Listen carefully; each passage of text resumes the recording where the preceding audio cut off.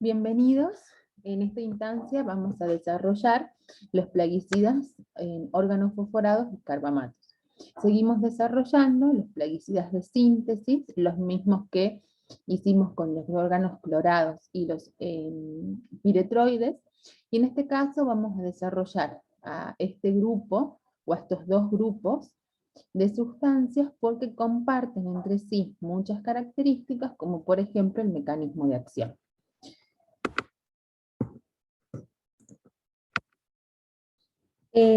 Me pareció importante mostrarle que, si bien es cierto, los plaguicidas organofosforados y los carbamatos están siendo muy utilizados en la actualidad, es más, más del 50% de los insecticidas que se utilizan en la actualidad corresponden al grupo de los plaguicidas organofosforados.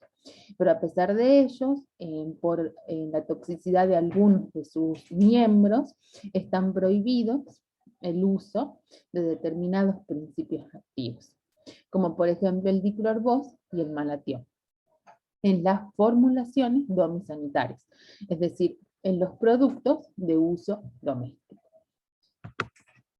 Estas son dos noticias del 2017, en donde una nena muere después de consumir una mandarina que estaba contaminada con carbofurán, que es uno de los representantes de los plaguicidas carbámicos, que es sumamente tóxico.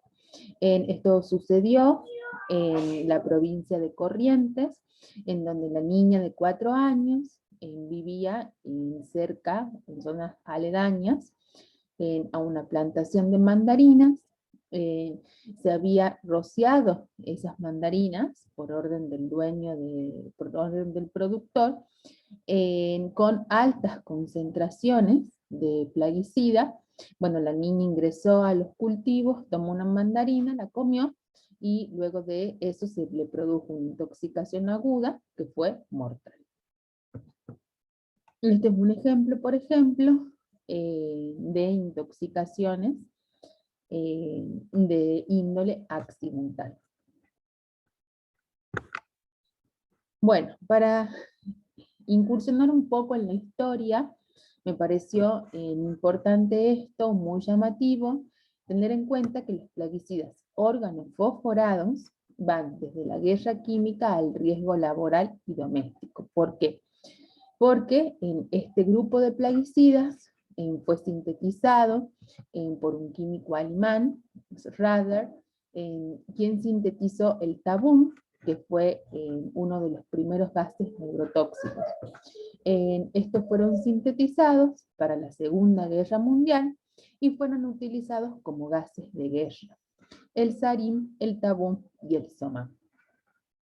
Luego, en 1980, Irak también los utilizó, el famoso agente gas mostaza, y en la guerra del Golfo Pérsico se utilizó el sarín. Luego, en Japón, entre los años 1994 y 1995, en la ciudad de Tokio, una secta lo que hizo fue producir una catástrofe toxicológica utilizando sarín. Los miembros de esta secta colocaron este producto en cajas fácilmente perforables y un lunes a la mañana fueron a las líneas de subte de Tokio. Las líneas de subte en Tokio son muy abundantes porque es un medio de transporte muy utilizado en Japón, es muy eficaz por su velocidad y gran parte de la población se mueve a través de este medio de transporte. Entonces, estos representantes de esta secta, cuando subieron a los distintos vagones del subte, perforaron dichas cajas en las puntas de un paraguas, y de esa manera el sarín, que es un gas tóxico, se diseminó porque es muy volátil y produjo la intoxicación y la muerte murieron 11 personas y cientos de personas quedaron afectadas. Luego, en 1950, apareció la síntesis del paratión y el malatión, los primeros representantes del grupo de órganos fosforados que se consolidaron como insecticidas de uso agrícola.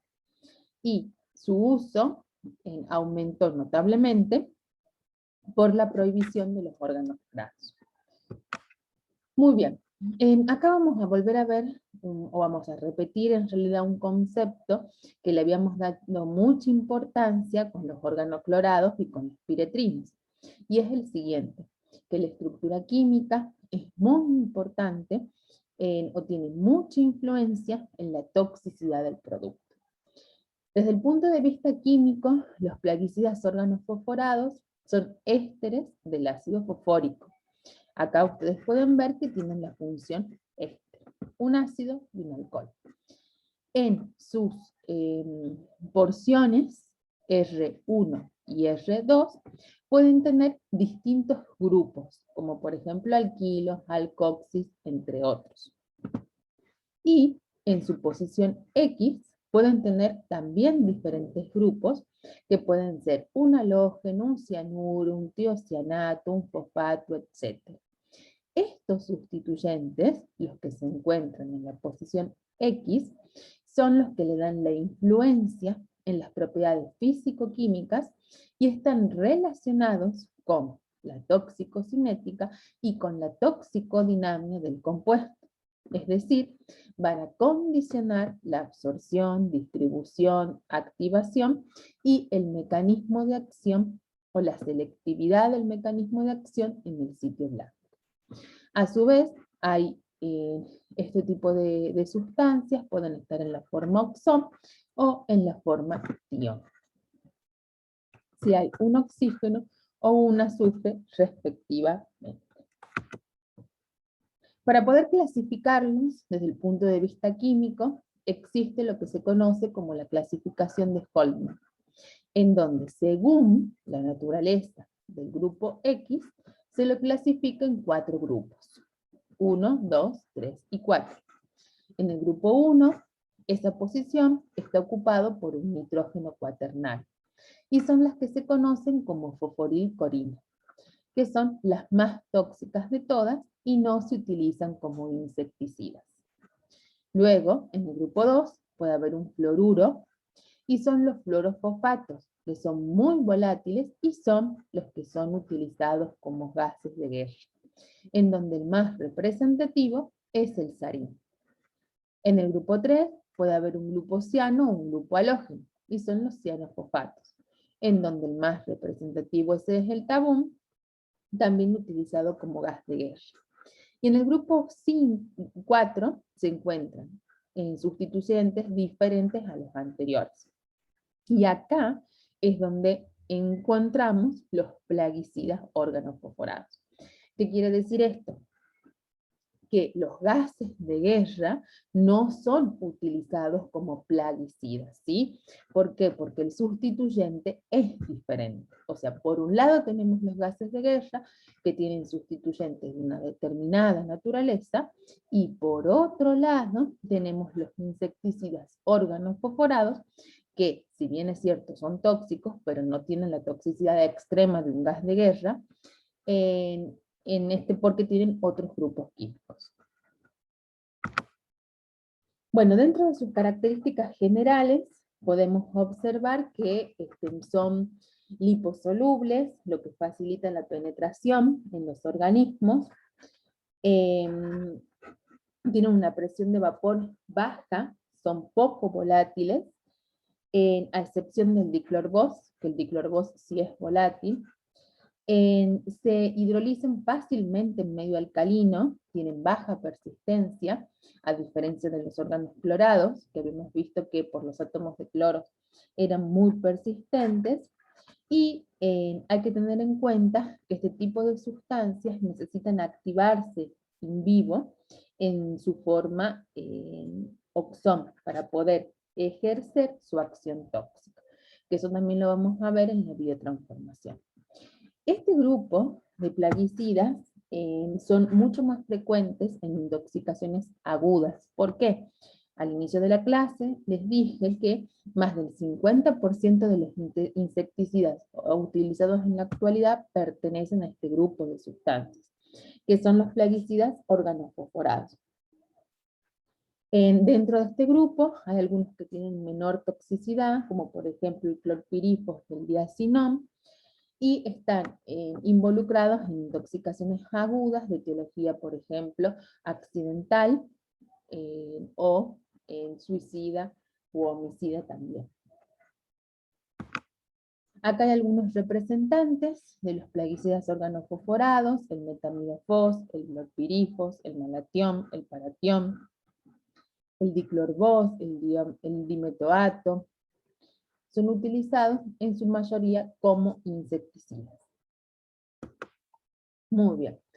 El segundo representante el segundo grupo representante que vamos a ver en este encuentro son los plaguicidas carbámicos, que también son ésteres, pero son ésteres del ácido NN-dimetilcarbámico. Es muy importante tener en cuenta que tanto los fosforados como los carbamatos son ésteres.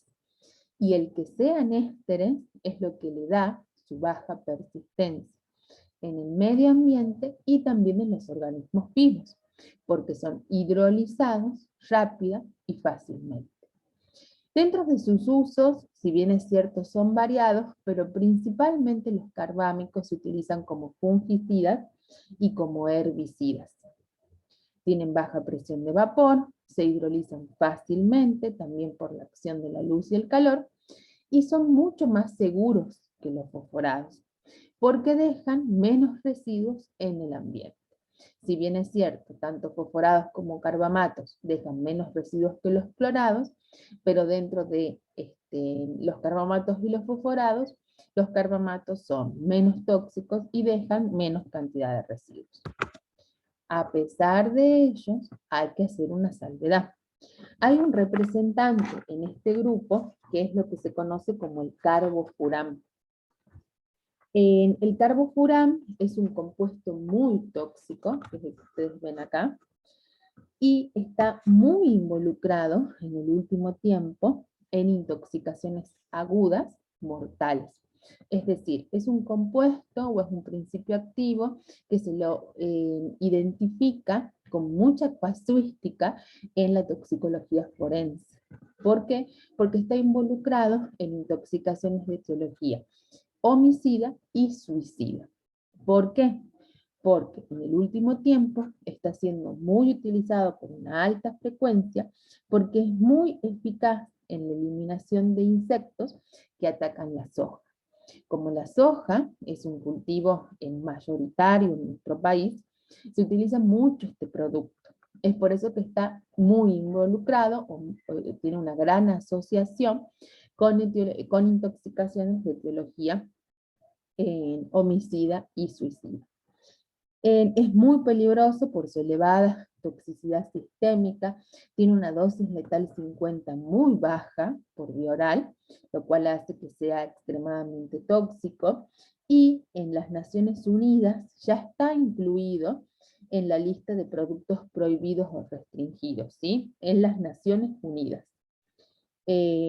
Todavía no está en el convenio de Estocolmo, pero sí, ya en las Naciones Unidas ya está como un producto prohibido y restringido por su elevada toxicidad. Bueno, después tenemos otros representantes, como por ejemplo el metomilo, que es el lanate. Este producto también está muy involucrado, o tiene mucha casuística en la toxicología forense, porque hay muchos casos de intoxicaciones agudas, suicidas y homicidas con lanate, en donde el principio activo es el metamil. Bien, la etiología de las intoxicaciones tanto de fosforados como de carbamatos puede ser laboral, ya sea en los aplicadores del producto, porque no utilizan los elementos de protección personal, en la fabricación o en la formulación o en el envasado. Muchas veces estas intoxicaciones se producen porque las formulaciones, nosotros hemos visto que la formulación es un principio activo que está mezclado con otras sustancias con actividad no plaguicida, como habíamos visto, por ejemplo, los solventes que se utilizaban como vehículo. Muchas veces esta mezcla de sustancias que van a ser el producto final de la formulación son realizadas sin tener las medidas de higiene y seguridad.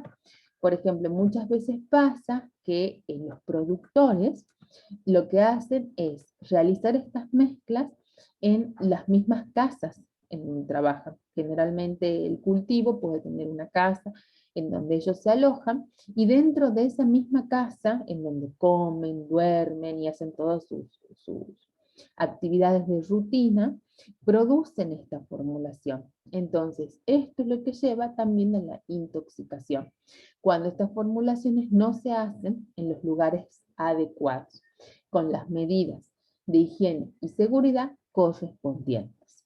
También puede ser de manera accidental, como hemos visto lo de la niña, por ejemplo, intencional o suicida, como yo les había contado. Muchas veces estos productos, donde las formulaciones pueden ser líquidas o sólidas, son ingeridas con este fin, y la reutilización inadecuada de los envases de plaguicidas, que también lo habíamos visto cuando los mismos no eran perforados para inutilizarlos. Dentro de la toxicocinética, las vías de absorción son rápidas y efectivas. Puede ser digestiva, puede ser cutánea. Esta vía de absorción es muy frecuente en intoxicaciones laborales, porque recordemos que estos productos son lipofílicos en su mayoría, o sea que pueden tener una absorción cutánea. La vía respiratoria, que también es frecuente cuando se aspiran los polvos o los aerosoles luego de la fumigación, con la característica, con la particularidad de que el inicio de la sintomatología es rápido. Dentro de su toxicocinética, recordemos que son liposolubles, por lo tanto se distribuyen y se almacenan en los tejidos, sobre todo de carácter graso, y se liberan lentamente. ¿Se biotransforman? Sí. Sí se biotransforman, en donde ocurre principalmente en el hígado, y puede haber una reacción de activación, que es lo que se conoce como activación de la toxicidad, que también lo habíamos visto con algunos solventes orgánicos, en donde el compuesto original, cuando se biotransforma, da lugar a la formación de un producto que es un metabolito mucho más tóxico que el producto original. Es porque se pasa de la forma tión a la forma oxón, mediante una reacción química, que es lo que se conoce como desulfuración oxidativa. En la fase 1, generalmente hay una oxidación, también hay hidrólisis por esterasas, por las carboxilesterasas. Recordemos que estos compuestos son ésteres, por lo tanto son susceptibles a la hidrólisis. Y en segundo lugar, en la fase 2 se produce la glucuronación para formar compuestos altamente hidrosolubles que pueden ser más fácilmente excretables por orina. En el caso de los carbamatos, también tienen un mecanismo de hidrólisis, de oxidación y de conjugación, y la eliminación puede ser por orina, por heces o por el aire expirado. Muy bien, vamos a entrar ahora a describir el mecanismo de acción de estos compuestos. Estos compuestos tienen un mecanismo de acción que se conoce como anticolinesterásicos. Para poder entender el mecanismo de acción del tóxico, en un inicio vamos a ver en cuál es el esquema del proceso fisiológico neuromuscular durante la estimulación. ¿Por qué? Porque el sitio diana en donde actúa el tóxico justamente es este, por medio de la acetilcolina. Entonces, el potencial de acción despolariza la membrana presináptica, aumenta el calcio intracelular, las vesículas que tienen neurotransmisor lo liberan al mismo por medio de una exocitosis a la hendidura sináptica, y luego el neurotransmisor, que es la acetilcolina, interactúa con su receptor postsináptico. Y de esa manera se provoca la apertura de los canales iónicos y la despolarización y la excitación de la membrana postsináptica. Entonces, esto lleva a una transmisión del impulso nervioso. Pero ese neurotransmisor, que es la acetilcolina, en la hendidura sináptica rápidamente es inactivado por una enzima que se encuentra allí, que se conoce como la acetilcolinesterasa. De esta manera, al inactivarse el neurotransmisor, se permite que se produzca la repolarización de la membrana y que así se vayan transmitiendo sucesivamente los impulsos nerviosos. Esto es lo que sucede normalmente. Estas sinapsis colinérgicas se encuentran en distintos sitios. En la acetilcolina como neurotransmisor puede actuar en la unión neuromuscular, en el sistema nervioso autónomo, tanto preganglionar simpático como parasimpático, y en el sistema nervioso autónomo postganglionar parasimpático. Y también en el sistema nervioso central, es decir, en el cerebro. El neurotransmisor, que es la acetilcolina, tiene tiene receptores de dos naturalezas diferentes. Por un lado están los receptores muscarínicos y por otro lado están los receptores nicotínicos. Los receptores muscarínicos están asociados a una proteína G, en cambio los receptores nicotínicos son los que están asociados a canales iónicos. Estos receptores muscarínicos son inhibidos cuando se produce el antagonismo por la atropina, es decir, los receptores muscarínicos inhibidos por atropina, en cambio los receptores nicotínicos son inhibidos por el curare. Fisiológicamente, la acetilcolinesterasa produce la hidrólisis de la acetilcolina. ¿Cómo? La acetilcolinesterasa tiene dos sitios. Un sitio estiárico, que es el sitio activo de la enzima, que tiene un residuo de serina, que tiene un grupo hidroxilo, muy importante. Y a su vez tiene un sitio aniónico, que está cargado negativamente. Entonces, el sustrato de la enzima, que es la acetilcolina, es un éster. Entonces, mediante su carga positiva, en un residuo de nitrógeno, se va atrayendo a el residuo negativo que se encuentra en el sitio anónico de la enzima. Luego de eso, se produce una hidrólisis, porque la acetilcolina es un éster. Entonces se produce la hidrólisis del mismo por acción de la enzima y la porción ácida del éster de la acetilcolina es el que se une mediante el hidroxilo y queda pegado a la enzima. Bien, entonces se une y la porción alcohólica es la que se pierde. Entonces, luego de la hidrólisis del éster, que es la acetilcolina, el neurotransmisor, la enzima queda acetilada con la porción ácida y la porción alcohólica, que es la colina, se pierde. Esa enzima acetilada, luego de un tiempo, se desacetila, en donde se pierde la función alcohol y se elimina el ácido acético y la enzima queda regenerada. Entonces, esto es lo que se produce normalmente. ¿Qué pasa cuando están este tipo de sustancias como los órganos fosforados y los carbamatos? Lo que hacen es inhibir a la acetilcolinesterasa. Es por eso que son anticolinesterásicos. Inhiben dos tipos de enzima, la verdadera o eritrocitaria, que es la que está presente en los glóbulos rojos, y es la que refleja la actividad de la colinesterasa neuronal y muscular, y la colinesterasa, la pseudocolinesterasa, la colinesterasa plasmática, que es la que está presente en el páncreas, en el hígado, en el plasma. Entonces, ¿cómo actúan o cuál es el mecanismo de acción de los plaguicidas órganos fosforados? Acá tenemos el ejemplo de uno de los plaguicidas que se une por su porción ácida. Recordemos que los órganos fosforados son ésteres.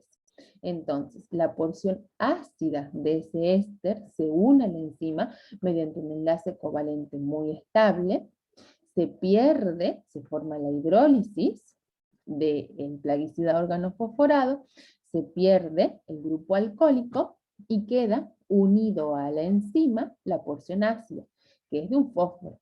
Entonces la enzima queda fosforilada.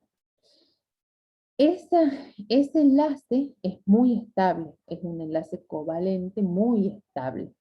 Entonces, de esa manera, cuando la enzima queda fosforilada y pasa el tiempo, se dice que se produce el envejecimiento de la enzima. Luego, es muy difícil reconvertir la enzima, ¿sí? Pero en el caso de que la enzima se reactive, que ya vamos a ver cómo, se produce la eliminación del ácido, por ejemplo el ácido dietilfosfórico, y la enzima queda reactivada. Pero recordemos que los órganos fosforados producen una inhibición irreversible que es muy difícil de separar, digamos. Queda la enzima fosforilada. Entonces, de esta manera se produce una acumulación de la acetilcolina en el espacio sináptico, porque al estar inhibida la enzima no va a cumplir su función. Entonces se acumula la acetilcolina en el espacio sináptico. Entonces, eso provoca una despolarización masiva de la membrana y da lugar a una estimulación tetánica del receptor, lo cual termina paralizando la función del receptor. La acetilcolinesterasa también se expresa en la superficie de los eritrocitos. Y la acetilcolinesterasa de los eritrocitos es la que refleja el estado de la acetilcolinesterasa neuronal y muscular. Es por eso que la determinación de la actividad de la acetilcolinesterasa es indicativa como biomarcador de efecto para una intoxicación con plaguicidas organofosforados. Entonces, conclusión, la enzima se inhibe, se acumula el neurotransmisor, y esto lo que hace es que haya una estimulación tetánica en la neurona postsináptica, lo que directamente termina paralizando la función. En el caso de los carbamatos, esa inhibición es reversible. O sea, el carbamato también es un éster, que también en su porción ácida se une a la enzima, pero en ese caso, esa inhibición es reversible. ¿Por qué? Porque la constante de disociación de la porción ácida a la enzima es alta. Entonces, al tener una constante de disociación alta, rápidamente la enzima se regenera. Entonces, como esa unión es lábil, es poco duradera, tiene una constante de disociación alta, a diferencia de los órganos fosforados que tienen una constante de disociación baja, es por eso que no se puede separar la porción en fosforilo del órgano fosforado de la enzima. En este caso, en los carbamatos se excluye el tratamiento con los reactivadores, porque no lo necesitan porque se reactiva sola la enzima.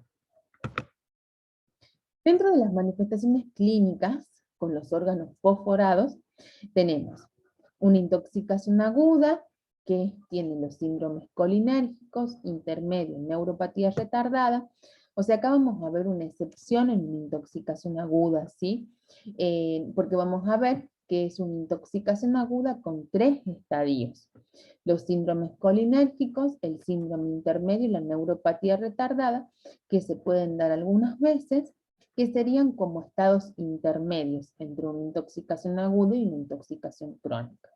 Y por último tenemos la intoxicación crónica propiamente dicha.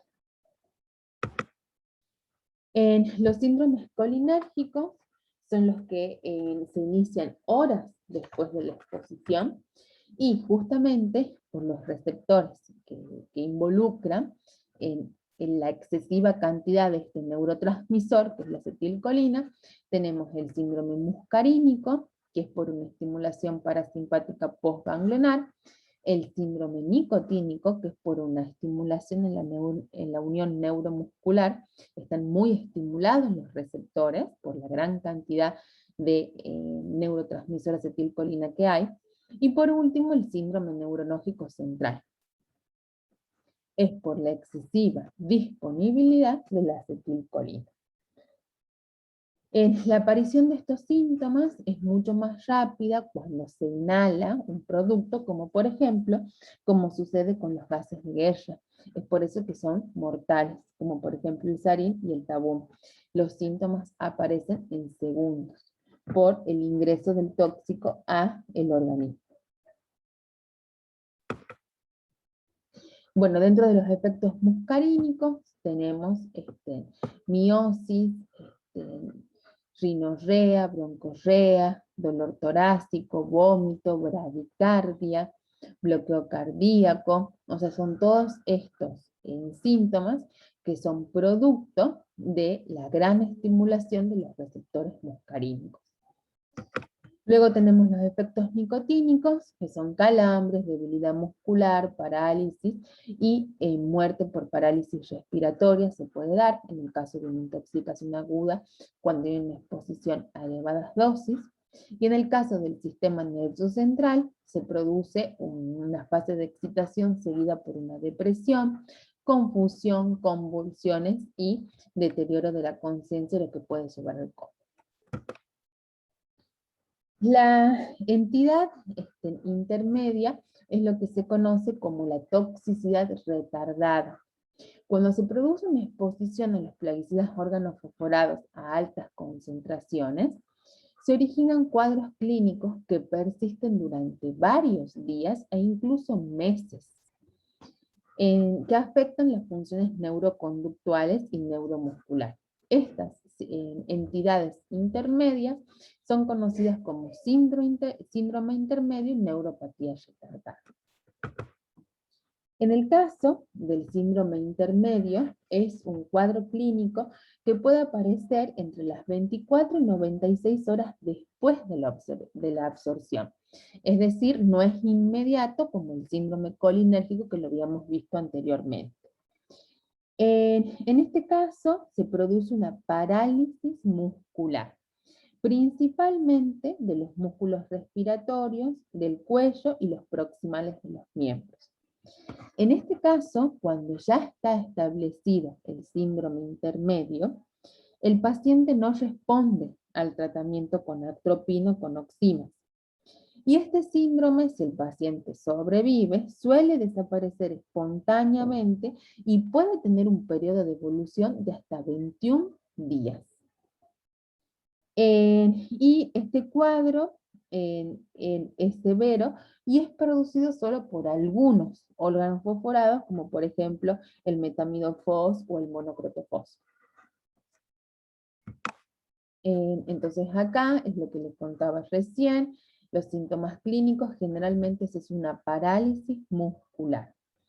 Y los que están involucrados, bueno, obviamente si esa parálisis muscular es severa, se produce una insuficiencia respiratoria que lleva a la muerte porque están alterados los músculos respiratorios y principalmente son producidos por estos 4 órganos fosforados. Luego tenemos, por último, la neuropatía retardada, que es el tercer síndrome, que se llama neuropatía retardada o neurotoxicidad retardada, que es una manifestación simétrica distal sensitivo-motora. Y tiene un tiempo de latencia de 8 a 21 días según la dosis y el tiempo de exposición. Entonces, esto puede aparecer de 8 a 21 días posteriores a la exposición.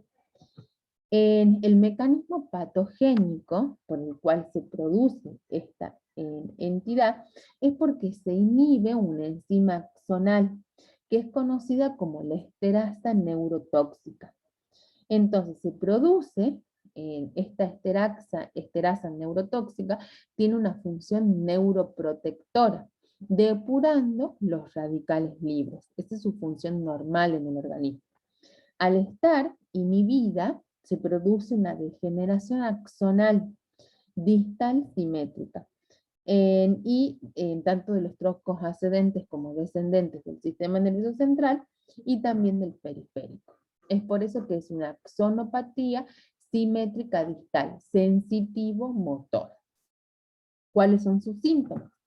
Son calambres, generalmente comienzan con calambres agudos en las pantorrillas. O sea, es como que el paciente tiene un adormecimiento de los pies y de las manos. Es un adormecimiento que luego presenta debilidad, es decir, no puede mover las manos y por último termina con alteraciones sensitivas, es decir, con dolor. O sea que comienza con calambres, hormigueos, no las puede utilizar después a las manos o a los pies y por último ya llega a un estado de dolor. Es por eso que tiene una parestesia de los miembros inferiores, pierde la sensibilidad al tacto, al dolor y la temperatura, y luego tiene una sensación dolorosa. Es por eso que es sensitivo motor. Tiene una sensación de dolor punzante, principalmente en las pantorrillas, en las manos, en los pies y a veces en las manos. Es una axonopatía, bueno, y el tiempo de latencia de 8 a 21 días. La intoxicación crónica con plaguicidas organofosforados es porque hay una inhibición de la actividad enzimática, hay alteración de la memoria, cambios de humor, fatiga, miopatías, alteraciones de los neutrófilos, etc.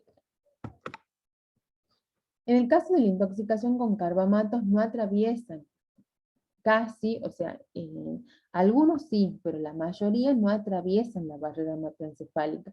Es producto que no están asociados al síndrome intermedio y la neuropatía retardada. Sí producen los síndromes colinérgicos, es decir, muscarínicos y nicotínicos. Hemos visto, por ejemplo, que el carbofurán es muy tóxico, produciendo una intoxicación aguda que puede llevar a la muerte. Lo hemos visto con el carbofurán, yo también les he nombrado el metomil. Es decir, que por ese síndrome colinérgico que sí producen, sí pueden llevar a la muerte a dosis altas, pero no producen en síndrome intermedio y neuropatía retardada, porque la mayoría de ellos no atraviesan la barrera hematoencefálica. El tratamiento general para una intoxicación con plaguicidas organofosforados, bueno, el control de la función respiratoria, como ya habíamos visto, las medidas de descontaminación, que son tratamientos generales, ¿no? Y controlar las manifestaciones neurológicas. ¿Tienen antídoto? Sí. La antidototerapia es un tratamiento específico, en donde se utiliza atropina y los reactivadores de la colinesterasa. En el caso de las intoxicaciones con carbamato, como solo producen los síndromes colinérgicos y porque porque la inhibición de la acetilcolinesterasa es reversible, solo se administra atropina. Bueno, la atropina, ¿por qué se la administra? Porque es un antagonista competitivo de los receptores muscarínicos. Recordemos que al haber una excesiva disponibilidad de acetilcolina, estos receptores están sumamente estimulados, entonces se aplica un antagonista que revierte los efectos muscarínicos, la bradicardia, la hipotensión y la broncorrea. La dosis, generalmente el médico la repite cada 2 o 3 minutos hasta llegar a un estado de atropinización. Pero ese tratamiento se mantiene por un determinado periodo de tiempo, que puede ser una semana o más. Nunca se lo discontinúa de forma brusca. Si bien es cierto, la atropina revierte los efectos muscarínicos, pero no revierte los efectos nicotínicos. Por lo tanto, la falla respiratoria no se controla con su administración. Los reactivadores de las enzimas la acetilcolinesterasa, son los que se conocen como oximas. Hay dos representantes, la pralidoxima, que es el contratión, que es frecuente en América, y la ovidoxima, que es el togomin, que es frecuente en Europa. Tienen una administración intravenosa, y acá vamos a ver su estructura química. Estos compuestos se caracterizan porque tienen, ¿cuál es su mecanismo o cómo funciona? Porque desplazan de forma competitiva al órgano fosforado de la unión con la enzima. Es decir, habíamos visto que la enzima quedaba fosforilada. Entonces, la oxima tiene como función secuestrar al órgano fosforado, llamarlo, atraerlo o desplazarlo de forma competitiva. ¿Cómo hacen ese desplazamiento de la porción ácida del fosforado a la enzima? Lo hacen porque esterifican. En el principio de la clase hemos visto que todo esto se basa en reacciones de esterificación y en reacciones de hidrólisis. Ustedes cuando vieron el mecanismo de acción de los órganos fosforados, vieron que su naturaleza son esterificación, hidrólisis, esterificación, hidrólisis. Bueno, las oximas esterifican al órgano fosforado y lo hacen mediante su función carboxila. Y la presencia de un anillo aromático cargado positivamente les confiere una gran reactividad al oxidrilo de la enzima, ¿sí? O sea, acá está del oxima. Entonces, este oxidrilo tiene una gran reactividad gracias a las cargas positivas que le confiere el anillo aromático. Entonces, ¿qué es lo que sucede? Acá tenemos la acetilcolinesterasa, que el residuo de serina de la enzima se encuentra unido mediante una unión éster a la porción ácida del órgano fosforado. Esta es la porción ácida del órgano fosforado. Conclusión, la enzima queda fosforilada. Entonces, cuando viene la oxima, como por ejemplo la pralidoxima, lo que hace es regenerar a la enzima. ¿Por qué? Porque acá hay un centro positivo que atrae o que secuestra o que le permite acercarse a la enzima. Entonces, de esa manera, la enzima queda reactivada y la oxima se lleva a la función ácido del órgano fosforado.